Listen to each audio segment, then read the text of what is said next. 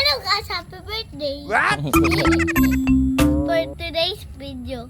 Tingnan natin mga tanim ni Lolo. Halika! Hello!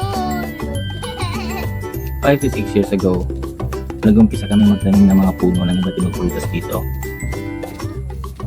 Ito yung mga tanim ni Lolo. Tanim ni Lolo. Gab, Pupunta si Lolo. ito yung puno ng...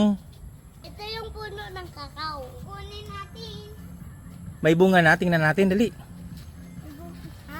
Tingnan natin kung may bunga na. Alam niyo ba, pwede palang kainin ang hinog na bunga ng kakao. Ngayon ko lang nalaman yun ah. Pakita namin sa inyo mamaya, kakain kami ng isa nito. Ito, may bunga. Yung buto naman, ginagamit sa paggawa ng iba't ibang chocolate products. Dito sa amin, ginagawa siyang tablaya kadalasan. Daming bunga, Iban. Anong ginagawa ang chocolate? Tama. Ginagawa tong chocolate.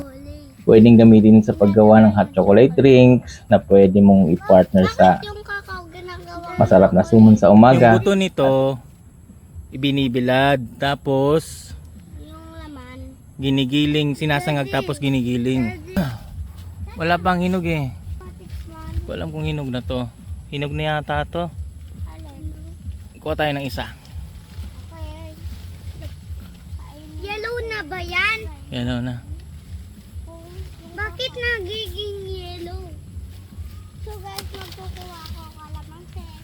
Uto! Hi, Ban. Hindi, magkukuha ako kalamansi kasi yellow na. So guys, pero may kasama pang red. May mga ilan-ilan puno nito guys dito. Meron pa doon. Doon. Gusto ko na matikman ko. Gusto ko na matikman. Wala ko dyan. Meron din, ayun oh. Bulok na. Bulog na yung iba. Ang maraming puno dito ay Daddy, may tubo. manggang kalabaw. Daddy! Daddy! Ano yan, be? Yan yung tanim ni Lolo mo na patola. Patola. Patola, guys. Ito naman ang patola. Pwede itong itanim kahit saan basta mayroon siyang kakapitan o gagapangan, kagaya ng puno. Pwede rin naman itong gawan kagaya nito, para yung bunga niya nakabitin at madaling i-harvest. Yan ang bulaklak ng patola. Marami talaga siyang mamunga. Pwede kang mag-harvest every 3 to 5 days. Masarap itong ihalo sa miswa na may sardinas o kaya kahit simpleng sabaw lang. Pero the best talaga ito sa bok choy. Pineapple. Pineapple. Marami din tanin sa lolo ng pinya. Nag-umpisa kaming magtanim ng mga 5 piraso lang siguro nito. Ngayon, ang dami na nila. Every harvest kasi, yung nasa dulo ng bunga niya, saka yung mga supling, kasi nagsusupling din yung mga pinakapuno niya. Yun din yung tinatanim namin hanggang sa dumami ng dumami gaya nito.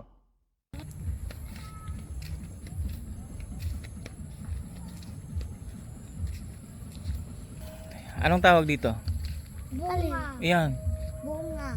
Kalamansi. Kalamansi. Oh, marami rin kalamansi dito pati doon sa likod. Bilangin natin. 1, 2. Bunga na. Yan. May mga kalamansi at dalandan din kaming tanim dito. Bunga. Laking tulong talaga pag may mga tanim ka kagaya nito at mga gulay gaya ng talong, okra, sitaw, kalabasa, kamatis at iba pa. Ano na kapag nagmamahalan ng presyo, hindi mo na kailangan bumili. May magagamit ka ng pang-ulam. Yung iba, pwede mo pang ibenta, di ba? Ito ano naman tawag dito? Ito ang gabi. Gabi. Kinukuha yung laman. Ito yung hinahalo sa sinigang. Bakit? Marami tayong tanim nito. Doon sa likod. Tayong tanim. Ay! Daddy! Victor! Putol yun isa. Daddy, naputol yun isa. Daddy! Hiya mo na yan, be.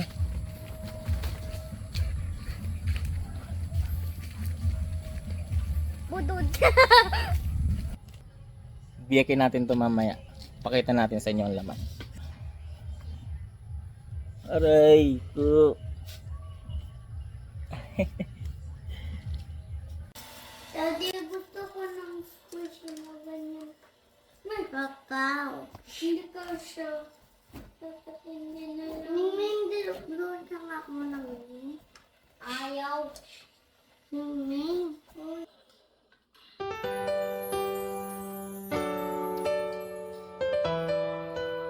Ganun pa rin siya.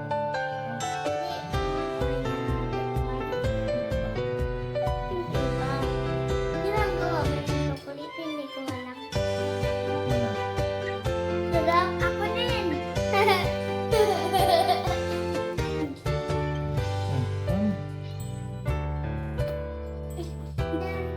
Ganyan palang tsura ng laman yan, Daddy.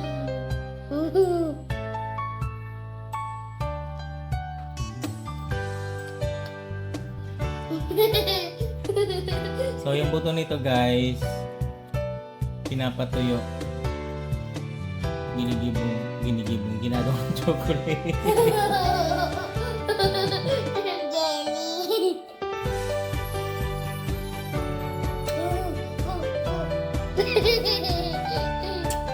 Kakao. Lasang ano siya, How lasang good it is to feel your fire. Sa letter A. How good it is to be your lover